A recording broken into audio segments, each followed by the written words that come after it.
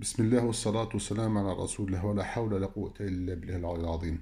اللهم صل وسلم على نبينا محمد. اللهم صل وسلم على نبينا محمد. اللهم صل وسلم على نبينا محمد. الحمد لله رب العالمين. Assalamu alaikum. Que la paix soit sur vous. Un sujet assez particulier que je vais essayer de traiter un peu avec modestie. C'est le maktoub, ce qui a déjà été écrit. Et souvent, chez nous, déjà les musulmans, et notamment dans ce qu'on peut appeler de France et du Maghreb, ce mot maktoub, il y a une connotation un peu particulière. Et notre compréhension, on l'a obtenue par héritage. Et parfois, cet héritage de nos parents, nous ne comprenons pas vraiment. Eux, ils l'ont parce qu'ils avaient certainement une fête à les mains, ils le comprennent d'une façon différente que nous, mais nous, à notre époque, le maktoub, tout ce qui nous arrive est maktoub. Et c'est une chose assez particulière parce que qu'est-ce que c'est les choses qui sont écrites? Alors que tout est écrit, hein. Subhanallah, gloire à Allah, Sa Majesté, subhanahu wa ta'ala, que Jalalahu, il a tout écrit. Et pour vous donner une idée de ce qu'il a écrit, et pour vous donner aussi une idée de sa grandeur, et de son royaume, quand une feuille d'un arbre tombe, Allah dit فَعِلْمُهَا عِنْدَ اللَّهِ. Sa connaissance est chez Allah. Mais c'est-à-dire que Allah il sait quand est-ce qu'elle va tomber, où elle va tomber et qu'est-ce qu'elle va devenir. Allah ne sait pas seulement pourquoi elle tombe, il sait quand elle va tomber, où elle va tomber et qu'est-ce qu'elle va devenir. Ça, au moment qu'elle tombe la feuille. Mais pire encore, subhanahu wa ta'ala, c'est que tout ceci c'est déjà écrit dans les planches, dans le livre avant la création.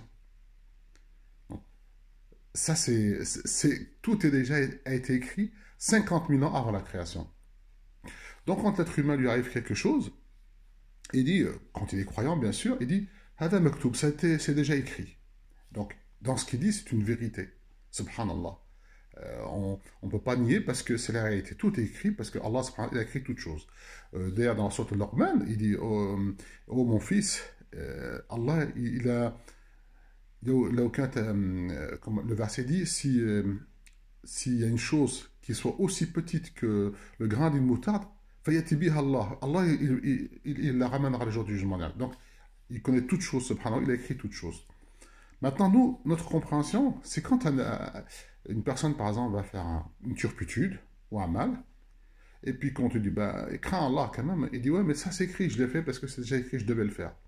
Et ça, c'est une ruse du diable. Le diable, il joue avec l'être humain, et afin de lui faciliter les choses dans le mal. De toute façon, si je fais ça, c'est que c'était écrit. Si j'ai frappé quelqu'un, c'est que c'était écrit. Si j'ai volé telle personne, c'est que c'était écrit. Si j'ai fait de la médisance, c'est que c'était écrit. Si je regardais quelque chose qui était interdit, c'est que c'était écrit. Donc, le diable, il rend les choses faciles par ça. La réalité, c'est que notre compréhension, elle est fausse. Je vais venir. En fait, ce qui est écrit, Allah subhanahu wa ta'ala, il nous donne dans le Coran, il nous a fait descendre ce Coran afin de vous éclaircir de toutes choses. Il y a fi tabyan, il y a tabyan, comment je peux traduire ça, des évidences. Toutes les évidences, il y a tout ce que vous recherchez est dans le Coran. Donc Allah subhanahu wa ta'ala, quand il dit dans Sourate Al-Kahf, dis la vérité de la part de ton Seigneur, celui qui veut croire, croit, et celui qui ne veut pas croire, ne croit pas. Donc il y a une part de prise de liberté chez l'individu, mais dans un espace très limité, parce que l'individu, il vit dans une époque où il va vivre quoi, 50, 60, 70 ans, 80 ans, allez, 100 ans, mais c'est rien comparé à la création des cieux et de la terre. Il vit vraiment très peu de temps. Derrière la preuve, quand les jours du jugement dernier, les anges vont les interroger, comme vous êtes restés sur terre, ils disent un jour ou 2 jours. Donc, c'est vraiment un espace-temps où Allah nous a donné une infime liberté qui est minime en réalité. Mais dans cet espace-temps, donc l'être humain, il va commettre des choses bien et des choses moins bien. Et quand certaines choses qui sont moins bien, ou même des catastrophes qui arrivent, etc., il va dire bah, ça c'est maktoub, c'est déjà été écrit, donc c'est normal que ça arrive. Aller voler quelqu'un ou aller dire du mal de quelqu'un, ça ne l'a pas été écrit comme ça. La compréhension, ça a été écrit, c'est qu'Allah, dans ton espace-temps, que toi tu vis sur terre, par sa miséricorde et par sa omniscience, sa connaissance, il sait que tel jour, ben, Farid, il va aller prendre les choses de Jérôme, ou Farah, elle va aller prendre la chose de Hafsa, ou va dire du mal de tel, etc. Par sa connaissance, il le sait. C'est ça, là, et donc il l'a écrit. Mais toi, tu avais la liberté de le faire ou de ne pas le faire. Si Allah te donne la liberté de croire ou de ne pas croire, alors tu imagines bien que tu as, dans cet espace-temps que tu vis, qui est infime, hein, dans un autre verset, il dit, comme l'Abithou, il dit, Sa'a ou ghayra sa'a, 1 heure peut-être un peu plus, mais donc, qui est très très limité. Ton maktoub à toi, Allah, il va te laisser cet espace-temps, tu vas écrire des choses, toi. Pourquoi on a des anges qui écrivent tous les jours et que ces anges, ils se changent entre le Fajr et l'Asr, et que tes actions qui sont écrites sont élevées au premier ciel le lundi et le jeudi, et pour l'année, à la fin du Ramadan, juste avant, pardon, à la fin de Sha'ban, avant que l'autre Ramadan y rentre, eh ben, toutes les actions de l'année, ils montent là au ciel.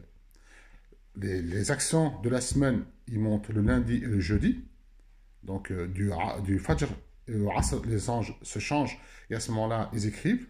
Donc, pourquoi Allah il a envoyé des anges, alaykum kitab hafid, pourquoi il a envoyé ces scripteurs qui écrivent tout le bien et tout le mal? Pourquoi? Parce qu'on a une part de liberté. Si on fait que du bien, ben, il n'y aura que du bien. Encore pire, c'est quand même on fait du mal et que avant la fin de la nuit, l'ange du mal, l'ange qui écrit le mal, Allah il lui a interdit jusqu'à la fin de la nuit afin de dire que l'être humain puisse revenir se repentir et dire et tout est effacé du côté. Celui qui a l'intelligence de comprendre ça. Donc qu'est-ce qu'il fait? Il comprend qu'à la fin, Allah, je te demande d'absoudre mes péchés et de me pardonner. L'ange qui a écrit les choses mauvaises ne l'écrit pas. Donc on voit bien qu'on a une part de liberté qui est très très importante dans notre espace-temps. Donc le maktoub, c'est ce que toi tu vas faire selon la liberté qu'Allah t'a donnée de jouir et selon ce que tu vas faire ou du bien ou du mal. Si tu fais le bien, c'est écrit et tu as tes actions. Si tu fais du mal, c'est jusqu'au soir, bah, tu as le réflexe de dire Allahumma ni astaghfiruka wa atubu ilayk inni zalamtu nafsi. Allah pardonne-moi, je absous mes péchés et je me suis fait injustice à moi-même. L'ange qui est destiné à écrire ce qui est mauvais, n'écrit pas. Tout ça reste bloqué. Donc, et tes actions remontent. C'est pour ça le professeur Sam il a dit, quand il a dit à Rasulullah, pourquoi tu jeûnes tu jeûnes le lundi et le jeudi? Il fait le lundi et le jeudi, c'est là que les actions montent, ce qui est écrit monte chez Allah. Donc je préfère que mes actions, quand ils montent chez Allah, je sois en plein jeûne. Et là, quand on est en plein jeûne, Allah agrée la demande de quelqu'un, de la personne qui est en plein jeûne. Donc le maktoub, c'est ce que vous êtes en train de faire. Allah, il le sait. Allah, il sait ce que l'être humain va faire, mais il a donné l'espace-temps. Donc, si tu fais du mal, c'est toi qui as écrit ton mal. Si tu fais du bien, c'est toi qui as écrit ton bien. Et la guidance n'appartient qu'à Allah. Donc, j'espère que j'ai été un peu clair, parce que il y a ça, ce qu'on appelle le maktoub, et puis il y a le qadar ou le qada. Le qadar, c'est les choses qui peuvent nous arriver. Vous êtes en train de rouler sur votre droite, il n'y a personne, et vous traversez un feu parce que c'est feu vert, et boum, quelqu'un vous rentre dedans. Hada, c'est le qadar. Hada, c'est le qadar. C'est quelque chose d'inattendu qui va vous frapper. Donc, quelque chose ou un bien qui va vous avoir, ou quelque chose de mal. Ça, c'est ce qu'on appelle le qadar. C'est-à-dire que qadrat, c'est quelque chose qui arrive sans qu'on s'y attend. Ça, mais par contre, le qada, c'est qu'Allah, il a écrit des choses à chaque individu, 5 choses que nous avons, et ça, c'est déjà écrit. La longueur de ta vie, où est-ce que tu vas mourir, comment tu vas mourir, quelle est ta richesse et ta prescription. Tout ça, c'est écrit. Quand l'ange il insouffle la vie, ruh, quand on est dans le fœtus de notre mère, ça, toutes les 5 parties l'accompagnent. Donc ça, c'est hada, qada, ça a été écrit dès le départ. Après, dans la vie, on peut avoir le qadar, on peut être touché par des choses inattendues, et ça, c'est ce qu'on appelle les accidents. Les Français ils appellent souvent des accidents de la vie. Alors, donc ça peut être des actions positives ou des actions négatives. Donc, mais en tout cas, quand ces choses arrivent, quel est notre comportement? Allah, tout le monde, on va au travail, on est tranquille, on revient, on est heureux, etc. Boum, on prend son coup de téléphone et quelqu'un de notre famille est décédé ou que ce soit. Quel est notre comportement à ce moment-là quand on a un qadar qui nous touche, quelque chose d'imprévu qui vient et qui nous frappe? Ceux qui sont touchés par une calamité, ils disent, certes nous sommes à Allah et c'est à lui que nous retournons. C'est là le qadr, le comportement du musulman, il doit être ici, à ce moment-là. Mais tout le reste, c'est déjà le temps de ta vie, comment tu vas vivre, est-ce que tu seras saqi ou shaqi, c'est-à-dire est-ce que tu auras une vie avec aisance ou une vie avec désolation. Et des fois on a les deux, des fois il y a des gens qui, Allah, il va donner énormément à un moment de la vie et puis il va tout reprendre. Moi je l'ai vu ça plusieurs fois dans ma vie où les gens, dans l'opulence, après ils étaient vraiment dans la misère la plus totale. Quel est ton comportement? Et Allah il dit, je vous ai créé afin de vous éprouver. Nous avons embelli sur terre, cette terre nous l'avons embellie afin de vous éprouver dans vos examens. Donc, le Mektoub, c'est ce que vous êtes en train de faire vous-même. Allah il écrit, et il l'a déjà écrit parce qu'il connaît le ghaib. Allah il connaît le présent, le futur et le passé en même temps. Donc, il sait ce qui se passe, subhanahu wa ta'ala. Et donc, il a écrit ce que vous êtes en train de faire. Donc, si vous faites du bien, alhamdoulilah, si vous faites du mal, vous en plaindre qu'à vous-même.